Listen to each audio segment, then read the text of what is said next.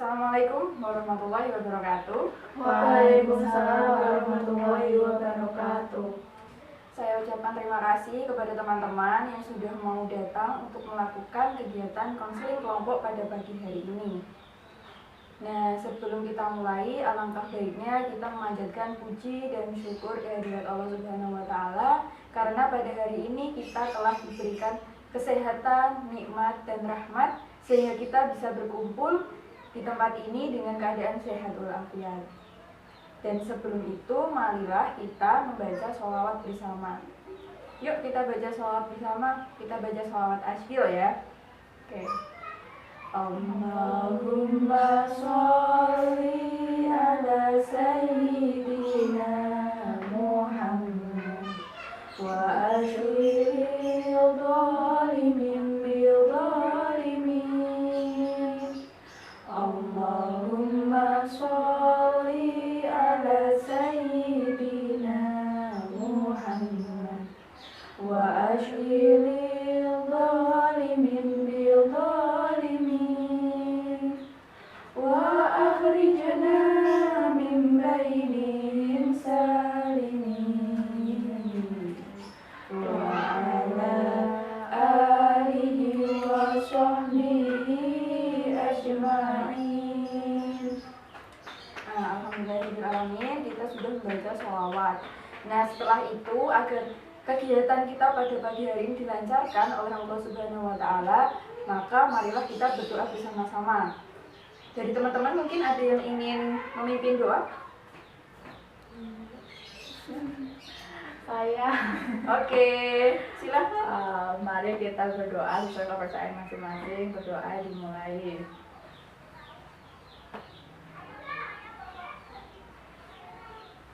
Berdoa selesai. Nah, sebelum kita melangkah lebih jauh dalam kegiatan ini, alangkah baiknya kita perkenalan dulu ya, biar lebih akrab. Oke. Dimulai dari saya dulu ya. Perkenalkan, nama saya Nurul Hidayah. Di sini saya bertindak sebagai pemimpin kelompok atau sebagai konselor. Nah, yang selanjutnya. Perkenalkan, nama saya Ella Fairfatirina. Perkenalkan, nama saya Rahma Khairul Azhara, panggil aja Rahma. Aku Zuhal Surya Faisaro, biasa dipanggil Yaya. Namaku Inga Safa, biasa dipanggil Ingon. Oke, teman-teman di sini udah saling kenal dan udah saling tahu namanya ya. Oke, nanti kalau misalnya ketemu di jalan atau di mana bisa disapa. Gimana nih kabarnya teman-teman? Alhamdulillah baik. Oke, alhamdulillah baik ya. Terus aku mau tanya nih, kira-kira ada yang tahu gak sih tujuan kita di sini tuh ngapain gitu? Belum. Belum? Gak ada. Beneran, curhat, terus Selesaikan masalah. menyelesaikan masalah, terus Konseling. terus Ngeluarin unek-unek yang selama ini dipendam. dipendam gimana? Jadi. Oke, saya simpulkan ya. Jadi kita pada pagi hari ini itu melakukan kegiatan konseling kelompok. Jadi konseling kelompok itu adalah salah satu layanan dari bimbingan konseling, di mana tujuannya itu untuk menyelesaikan permasalahan individu yang dilakukan secara kelompok seperti ini dengan dinamika kelompok. Lalu di dalam kegiatan konseling kelompok sendiri ada asas. Nah, asasnya itu yang pertama, ada asas kerahasiaan. Asas kerahasiaan itu berarti di mana ketika kita melakukan kegiatan ini, yang boleh tahu permasalahan tentang kita ya hanya kita saja di dalam kelompok ini, begitu. Jadi jangan sampai permasalahan yang kita sampaikan di dalam kelompok ini keluar dan menyebar kemana-mana, seperti itu. Lalu yang kedua, ada namanya asas kesukarelaan. Asas kesukarelaan itu berarti kita melakukan konseling ini dengan sukarela dari hati kita masing-masing tanpa ada paksaan. Nah, yang selanjutnya itu ada asas kekinian. Asas kekinian itu berarti permasalahan yang kita sampaikan di sini itu adalah permasalahan yang baru, yang lagi hot-hotnya gitu, yang akan kita bahas nanti. Lalu yang selanjutnya itu ada asas keterbukaan. Jadi kita individu masing-masing ini harus bisa terbuka atas permasalahannya terhadap anggota kelompok yang lain, seperti itu.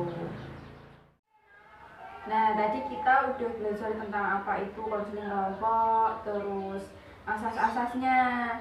Nah, sebelum kita lanjutkan ke proses selanjutnya, biar kita tetap fokus nantinya, kita main ice breaking dulu yuk. Mau nggak kita main ice breaking? Mau? Oke. Jadi gini ya gamesnya itu kita main sambung kata gimana? Jadi gini sambung kata itu nanti misal dari si Inga bilang aku, nanti dilanjutin sama Yaya, tapi Yaya harus nyebutin kata-kata sebelumnya yang udah disebutin sama Inga gitu. Oke, aku pilih ya, mulai dari siapa? Oke, mulai dari Rahman. Yuk. Pacar. Aku, saya. Salah. Pacar. Pacar aku. Hmm? Pacar aku lagi. Pacar aku lagi ke Pacar aku lagi ke kampus. Pacar aku lagi ke kampus bareng. Pacar aku lagi ke kampus bareng cewek. pacar aku lagi ke kampus bareng cewek cantik. Pacar aku lagi ke kampus bareng cewek cantik mantannya. Pacar aku lagi ke kampus bareng cewek cantik mantannya kakakku. Pacar aku lagi ke kampus bareng cewek cantik mantannya kakakku yang Pacar aku pergi ke kampus bareng salah ya bener. Pacar aku pergi ke kampus bareng mantannya kakakku salah. Cewek cantik.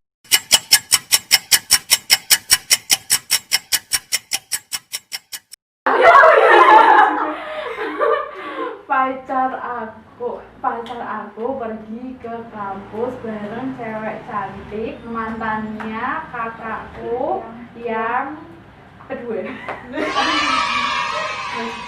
Selesai apa udah lanjut? Lanjut gimana? Tapi agak cepet. Tadi kan masih kayak pelan-pelan terbata-bata. Yaudah, yuk sekali lagi. Tapi yang fokus, terus juga cepet ya. Kan tadi masih gitu.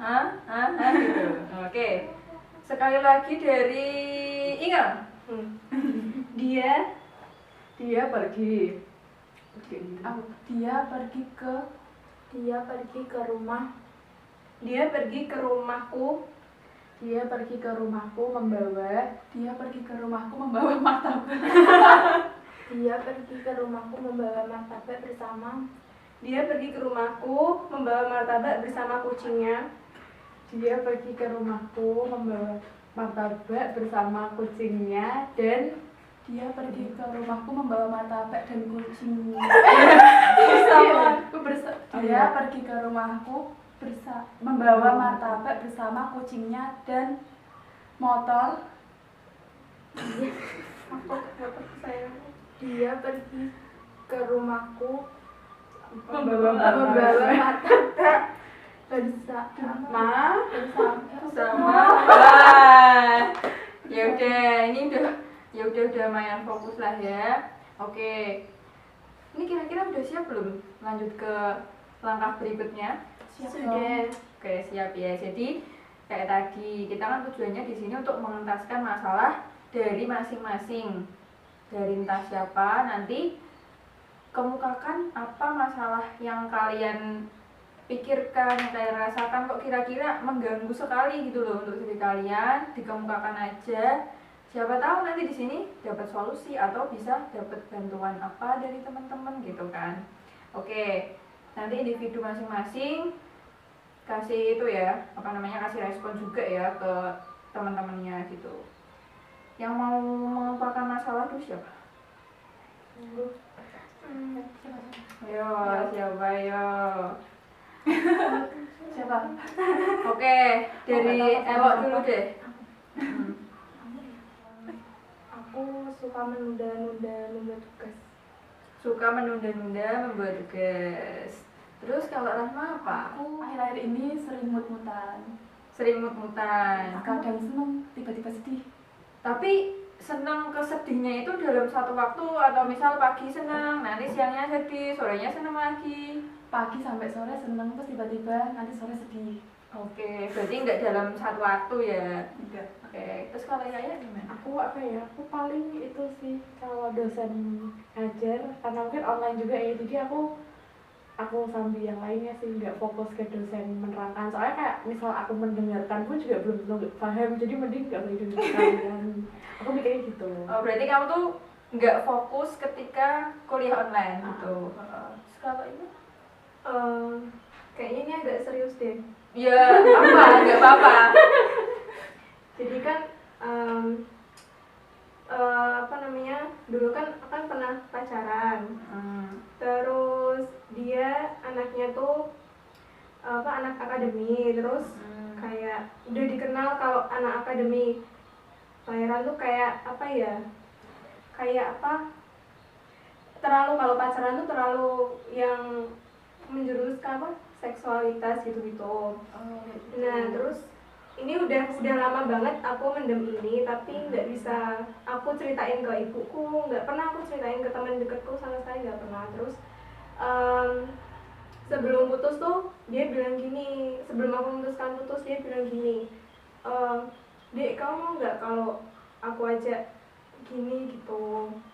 Terus gara-gara itu aku benci banget sama dia, terus mutusin dia. Apa ya, sebenarnya ada banyak banget sih masalah putus, hal-hal yang nganu putus gitu banyak banget, tapi itu yang utama. Dan sampai sekarang kayak jadi parno gitu kalau mulai pacaran lagi. Terus kalau ada orang yang deketin gitu, terus kayak misalnya kemarin teman deketku tahu sendiri aku dideketin siapa, tapi kayak aku ngejauh gitu. Terus kayak aku ghosting gitu. Terus kayak gimana ya, aku takut kalau misalnya cowok itu tuh sama lagi gitu loh. Apalagi ditambah teman dekatku cerita kalau misalnya pacar mereka juga sering tanya gitu, kamu nggak gitu. Terus apa pacaran tuh isinya kayak gitu semua sih, ya aku sampai gitu. Terus akhirnya ya gitu, makanya sebelum putus tuh aku emosi banget karena itu.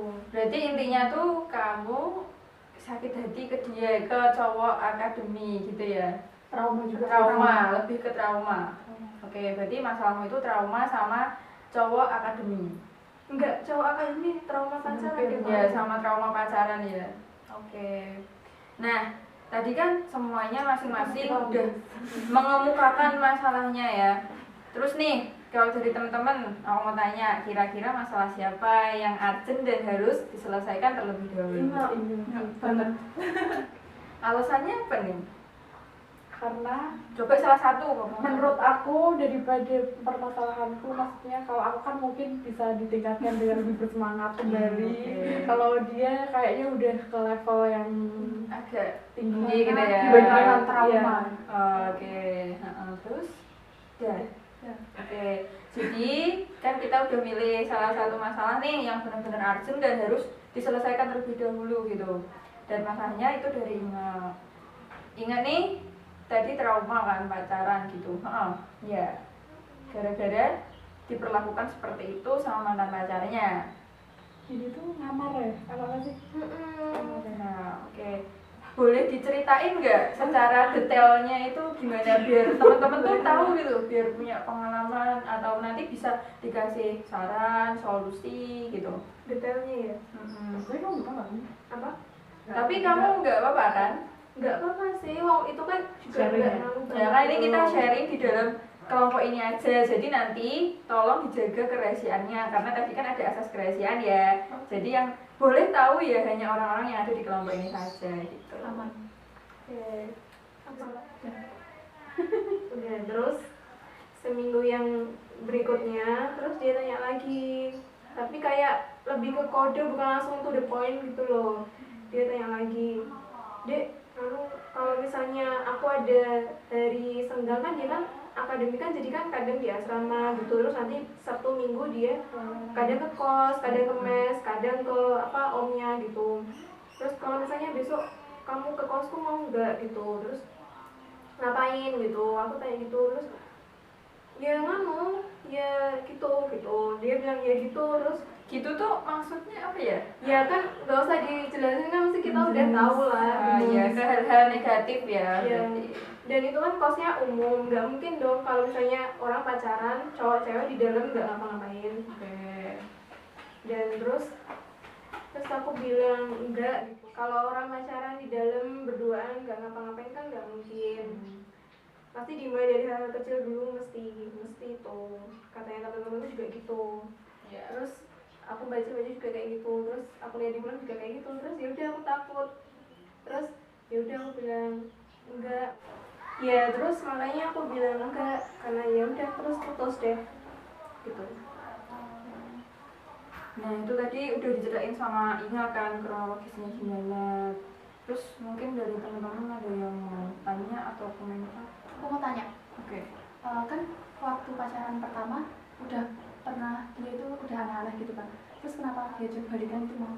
Kayak benar apa waktu Waktu awal kan udah pernah gitu nanya gitu, terus kan putus. Nah kenapa kok yang kedua itu mau diajak balikan? karena dia bilang gini, selalu aku juga mikir gimana ya, kalau ada kesempatan kedua tapi nggak ada kesempatan yang lanjut, siapa tahu dia bisa berubah tapi ternyata enggak. Terus makanya Terus nih aku mau tanya, kamu sebenarnya udah tahu belum sih latar belakang dia, latar belakang keluarga dia gitu, udah tahu kayak gimana? aku udah tahu latar belakang dia, tapi dari awal dia bilang gini,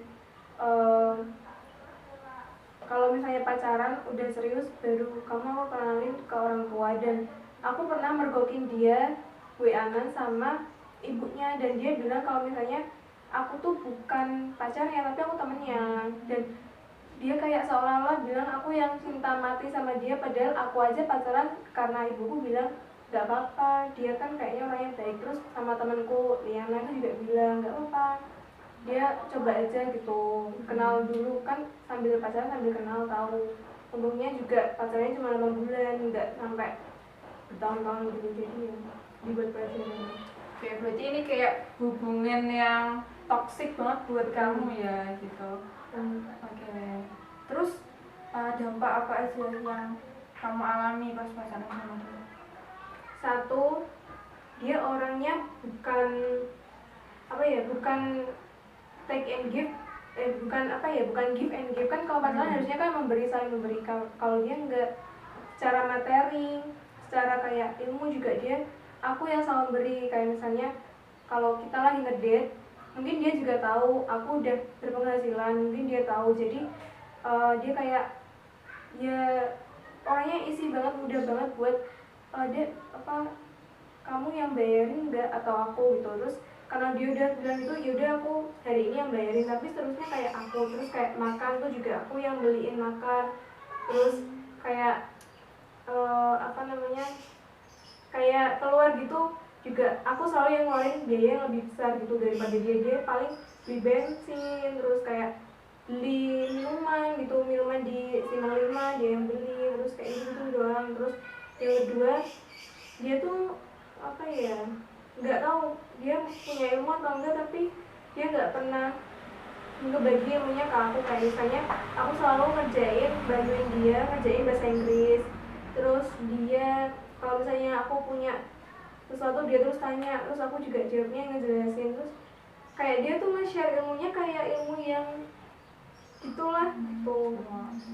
Terus yang ketiga itu tadi, dia toxic banget sama temennya. Dia juga punya sahabat, dan sahabatnya tuh kayak nge-push aku gitu loh, nge-push aku kayak aku tuh bukan anak baik gitu loh, nggak baik buat dia. Dan aku nggak tahu, mungkin si mantanku ini ngarang cerita ke sahabatnya atau gimana, tapi sahabatnya tuh nilai aku tuh nggak baik gitu.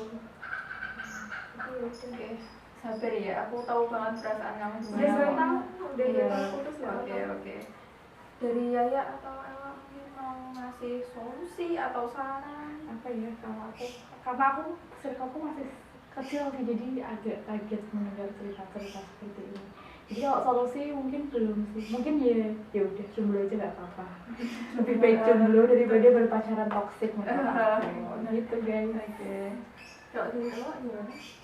Saran dari aku, pinter-pinternya kita milih-milih cowok sih, jangan gampang percaya, kan kita nggak tahu kan orangnya itu gimana.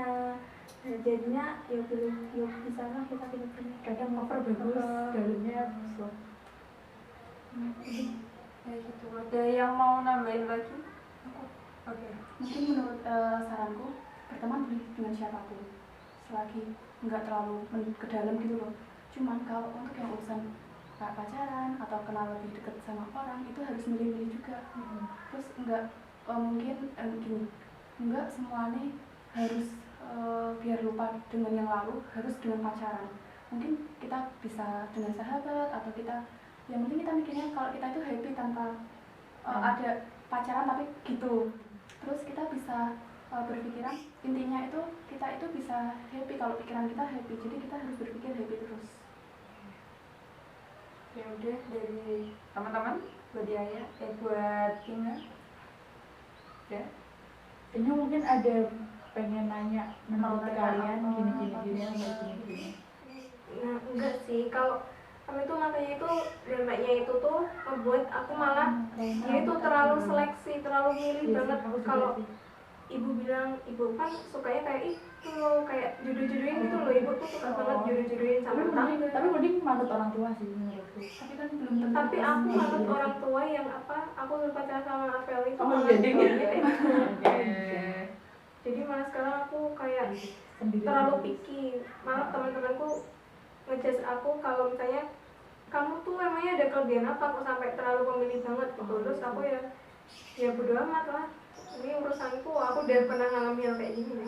Aku juga dulu pernah diginiin sih sama cutting cowok juga. Tapi padahal emang karena aku kan menurutku semua temen gitu loh. Kalau karena pesan ibuku ya udah semua emang temen gitu. Jadi ya semua orang aku anggap teman gitu. Malah dia baper kan.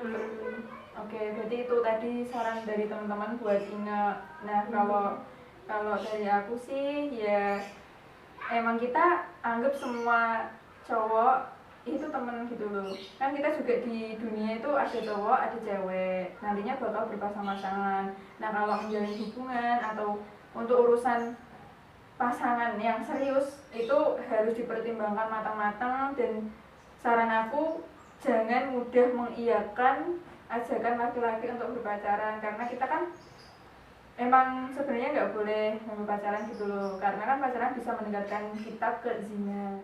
Maka kita ya jangan mendekati hal-hal yang berbau zina, karena pacaran itu pastinya nanti misal pegangan tangan atau pegang pusat atau apa, nanti bakalan menjalar gitu loh kalau pacaran itu, karena cowok itu lemah di nafsunya kayak gitu. Nah, jadi kan di dalam Al-Quran juga sudah disebutkan di surat Al-Isra ayat 32, wala taqrabuz zina innahu kana fahisyatan wa sa'a sabila. Yang intinya tuh kita nggak boleh mendekati zina kan, karena zina itu perbuatan keji. Jadi saran aku ya besok-besok lagi kalau misalkan diajak pacaran sama cowok, ya kamu bisa menolak lah dengan ilmu yang kamu miliki, dengan pengalaman-pengalaman yang sudah kamu kamu terima sampai saat ini gitu. Dari aku, dari teman-teman di sini gitu. Gimana kalau dari Iya sih, iya, tapi kalau mikir apa ya, mikir ya udah, maksudnya Diluangin aja. diluangin aja. kalau misalnya aku takutnya kalau misalnya udah waktunya nikah tapi malah jadi Enggak itu lah. gitu loh. Aku kalau aku sih, jadi aku semua itu udah ditulis ada takdirnya. Iya. Quote of the day. Oke, jadi kayak gitu ya. Jadi gimana? Ini udah dapat solusi untuk permasalahannya atau masih apa ada unek-unek atau gimana, masih bingung atau gimana?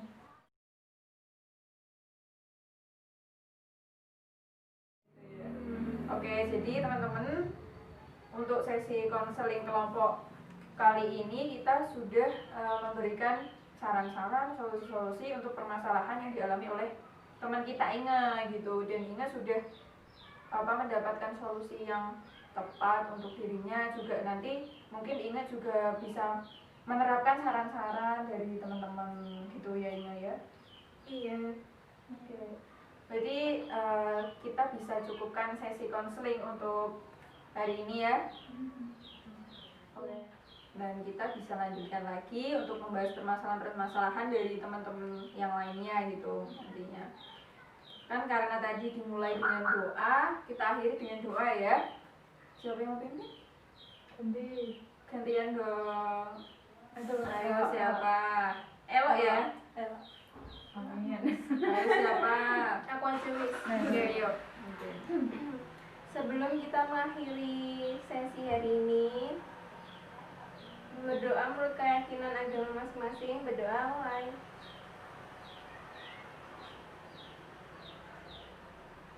Berdoa selesai.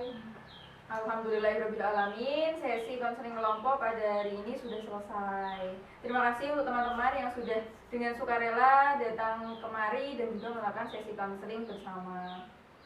Oke, terima kasih. Wassalamualaikum warahmatullahi wabarakatuh. Waalaikumsalam warahmatullahi wabarakatuh.